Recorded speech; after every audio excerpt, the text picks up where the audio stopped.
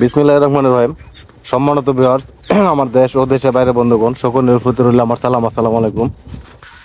আজকে আমি আমার আমার নিজের যে পুকুর, এই পুকুরটা দেখাবো আপনাদের। মানে একাধারে কিছুদিন যাবৎ বৃষ্টি হচ্ছে। এই বৃষ্টি হওয়ার কারণে আমার এই পুকুরের পানি কিন্তু আপনার ঘোলা ঘোলা তো একটা ভাব হয়ে গেছে। এই ঘোলা হয়ে যাওয়ার কারণে আমার যে পুকুরের যে কালার ছিল, ওই কালারটা কিন্তু চলে গেছে। এখন কিন্তু গইলা হয়ে গেছে। এখন আমার এই পুকুরের পানিও কিন্তু পাতলা হয়ে গেছে। এখন এত পরিমাণে পাতলা হয়ে গেছে, এখন কিন্তু কালার আনাটাও সম্ভব না, কারণ এখন রৌদ্র নেই। হ্যাঁ, দিনের অবস্থা খুবই খারাপ। বৃষ্টি হচ্ছে, এখনো ছিটা ছিটা বৃষ্টি হইতেছে। এমন ছিটা বৃষ্টির কারণে কিন্তু এই পুকুরের পানির এই অবস্থা, এই কালার চলে গেছে। আপনাদের যাদের মনে করেন যে বেলে দোআঁশ মাটি, তাদের হয়তো এমন অবস্থা হবে না। আর আমার এই মাটিটা যেহেতু কাদা, মানে এঁটেল মাটি, তাই এমন পানির অবস্থা এমন হয়ে গেছে। আমাদের পুকুরের পানির চাষকৃত পুকুরের পানির কালার চলে গেলে আমাদের কি ক্ষতি হয়? আমাদের কিন্তু চাষকৃত পুকুর, যেমন শিং মাছের চাষ বলেন, গুলশা মাছের চাষ বলেন, আর সকল মাছের, পাবদা মাছের চাষ বলেন, এই সকল পুকুরে কিন্তু কালার থাকতে হয়। কিন্তু কালার কিন্তু এখন চলে যাবে। আমার পুকুরে যেমন চলে গেছে, হয়তো আমার পুকুরে কালার একবারে বেশি চলে গেছে, আবার হয়তো আপনাদের পুকুরে এত কালার যাবে না। কেন? আমার এই মাটিটা কিন্তু আমি প্রথমে কিন্তু অনেক ভিডিওতে কিন্তু আমি বলেছি, আমার এই মাটি কিন্তু একটা এঁটেল মাটি, কাদা মাটি। এই কাদা মাটিতে কিন্তু কালার বেশি সময় ধরে রাখতে পারে না। হ্যাঁ, এই কালার যাওয়ার কারণে আমার মাছের কিন্তু সমস্যা হতে পারে। শুধু আমার না, প্রত্যেক মাছে সমস্যা হয়ে যেতে পারে। কারণ এই মাছ চাষ করতে গেলে পুকুরের পানিতে একটি আলাদা কালার থাকতে হয়। হ্যাঁ, পানিতে আবার এই কালার না থাকলেও সমস্যা হয়। এখন এই কালার না থাকলে কি সমস্যা হয়, আর কালার থাকলে আমরা কোন কোন রোগ বালাই অথবা রোগে আক্রমণের হাত থেকে বাঁচতে পারে, সেই বিষয়ে আমি আজকে আপনাদেরকে বলবো। আমার এই ভিডিওর পাশেই থাকবেন, আর আমার এই ভিডিওতে, এই চ্যানেলে একটি সাবস্ক্রাইব করবেন, একটি লাইক দিবেন, আর বন্ধুদের সাথে শেয়ার করে দেবেন। হ্যাঁ, এখন আমি বলবো কালার না থাকলে কি সমস্যাটি হয়। পুকুর যেমন শিং মাছ, আমার এই পুকুরে কিন্তু শিং মাছের চাষ। আমি শিং মাছের কথাই বলি। শিং মাছের পুকুরে যদি কালার না থাকে, তাহলে দেখবেন এখন কালার কেন চলে গেল। কালার কিন্তু ছিল, আমার এই পুকুরে কিন্তু কালার ছিল। হ্যাঁ, আর আপনাদের পুকুরেও এখন যে সময়, এই সময় হয়তো কালার চলে যাবে। এই কালার চলে যাওয়ার কারণটা হলো অতি বৃষ্টি, রেগুলার বৃষ্টি হচ্ছে। একটা হলো মুষলধারে বৃষ্টি, আর একটা হলো হালকা ছিটা ছিটা বৃষ্টি। হালকা ছিটা ছিটা বৃষ্টি রেগুলার কিন্তু হইতেছে।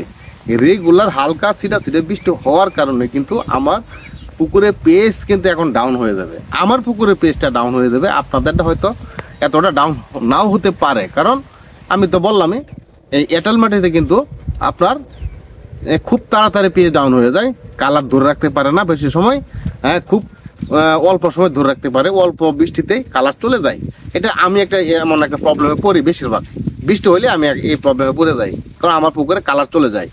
হ্যাঁ, আবার কালার আসে আরেকবার, যখন রৌদ্র আসে তখনই কিন্তু একটা সব প্রবলেমে পড়ি, যখন কালার আসতে থাকে।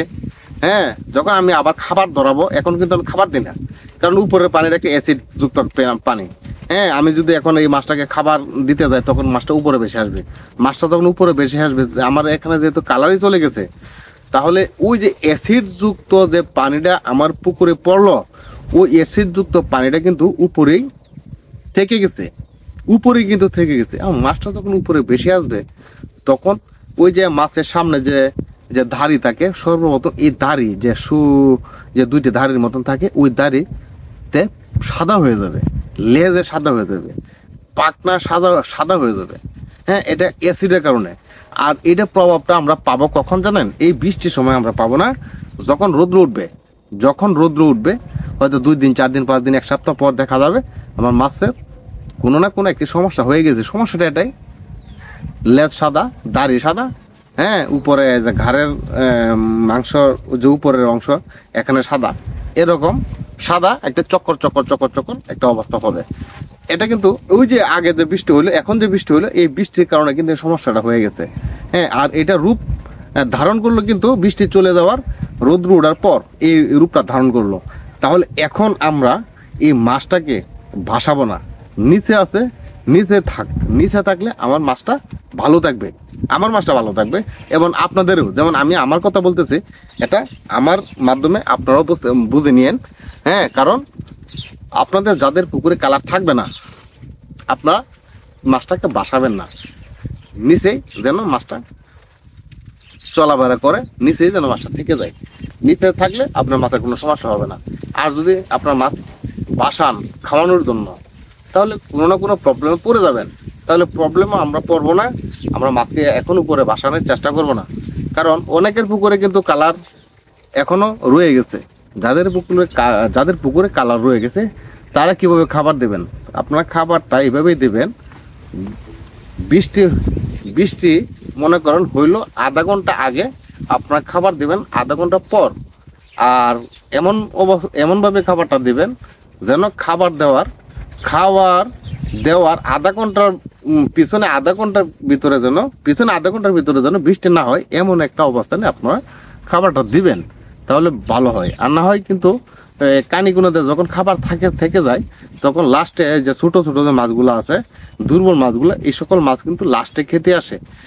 যখন খেতে আসে তখন দেখা গেল 20 মিনিট পর আবার বৃষ্টি এসে গেল। ওই বৃষ্টিটার সময় ওই ছোট ছোট মাছগুলো কিন্তু আবার খাইতে থাকবে। যখন খাইতে থাকবে তখন কিন্তু ওই বৃষ্টির ছিটা কিন্তু ওই মাছের মুখে পড়বে, ওই মাছের মুখে, থুতনিতে, লেজে, এই সকল জায়গায় পড়ে যাবে। এই সকল জায়গায় যখন পড়বে তখন কিন্তু ওই যে অ্যাসিডের যে সমস্যাটা, যে প্রভাবটা, ওই প্রভাবটা কিন্তু এই মাছের উপর পড়ে যাবে। তাহলে আমাদের সমস্যা হবে। আমরা বৃষ্টির মাঝে খাবার দেব না। বৃষ্টির মাঝে যদি আমরা খাবার নাও দিয়ে থাকি, তাহলেও কিন্তু আমাদের গ্রোথ কমবে না, আমাদের গ্রোথ কিন্তু ঠিকই থাকবে, ঠিকই বাড়বে। আমাদের মাছ কিন্তু থেমে থাকবে না। খাবার না দিলেও আমাদের মাছ বাড়বে।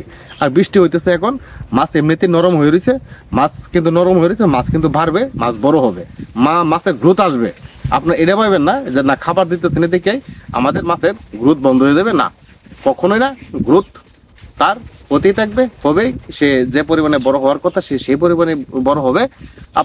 আমার পুকুরে কিন্তু প্রাকৃতিক খাবার থাকে, আর অনেক অবশিষ্ট খাবার কিন্তু থাকে। এই খাবার না দেওয়ার কারণে কিন্তু এই অবশিষ্ট খাবারগুলো ওরা ছুটাছুটি করে, ওই খাবার খাওয়ার জন্য ছুটাছুটি করে ওই অবশিষ্ট খাবারগুলা ওরা সংগ্রহ করে খাবে।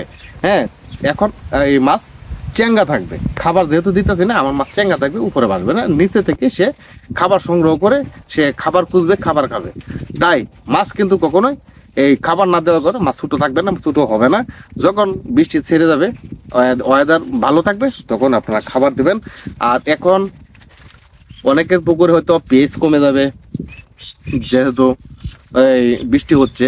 আর এরকম বৃষ্টিতে কিন্তু পেঁয়াজ বেশিরভাগ ডাউন হয়ে যায়। এরকম বৃষ্টিতে হালকা হালকা ছিটা বৃষ্টিতে পেঁয়াজ ডাউন হয়ে যায়। হ্যাঁ, এখন কি করবেন? আপনাদের যদি মনে করেন বেশি পরিমাণে পেঁয়াজ ডাউন হয়ে গেছে, সাথে নিচে চলে গেছে, তাহলে আপনারা প্রতি শতাংশে 200 গ্রাম হারে চুন দিয়ে দেবেন। এই বৈরী আবহাওয়ার ভিতরে প্রতি শতাংশে 200 গ্রাম চুন দিয়ে দিবেন।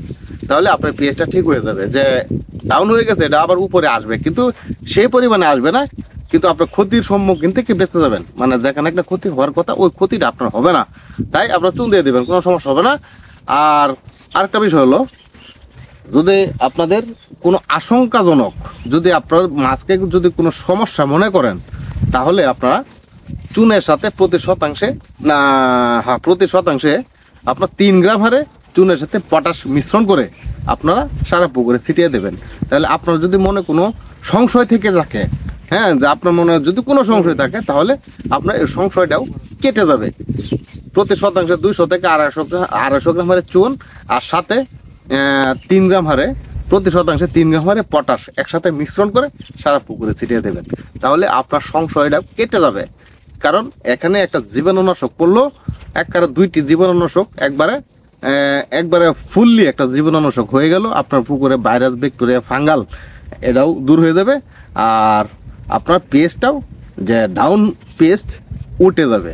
কিন্তু ওই পরিমাণে উঠবে না, যে পর্যন্ত রৌদ্র না উঠবে ওই পরিমাণে উঠবে না, কিন্তু ক্ষতির সম্মুখীন থেকে আমি বাঁচতে পারবো।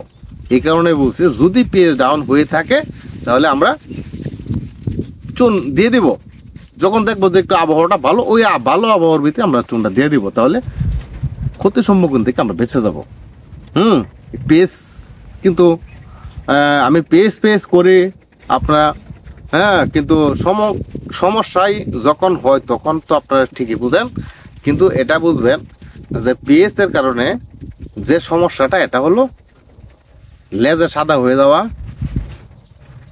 থুতনি এই সামনে যে দুটি এই সাদা ইয়া থাকে, যে দাড়ির মতন থাকে, এইগুলা সাদা হয়ে যাওয়া, আর ঘাড়ের মাঝখানে যে একটি সাদা ইয়া থাকে, যে ঘাড়ের মাঝখানে, হ্যাঁ, আর একটি কাটার মতন থাকে, পাখনা থাকে, ওই পাখনাটাও কিন্তু সাদা হয়ে যায়।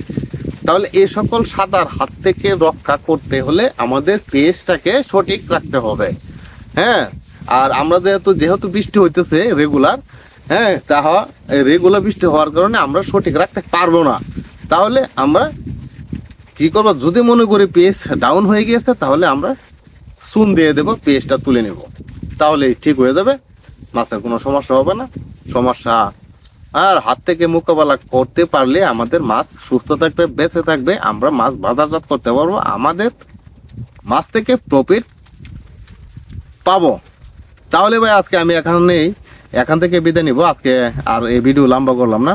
হ্যাঁ, আর আমার এই ভিডিও যদি ভালো লেগে থাকে তাহলে আমার এই চ্যানেলটিতে একটি লাইক দিবেন, একটি সাবস্ক্রাইব করবেন, আর বন্ধুদের সাথে শেয়ার করে দেবেন। আর কোনো কিছু জানতে আমার কমেন্ট বক্সে কমেন্ট করবেন, আমি কমেন্টে উত্তর দেবো ইনশাল্লাহ। তাহলে এখান থেকে বিদায় নিলাম, আল্লাহ হাফেজ।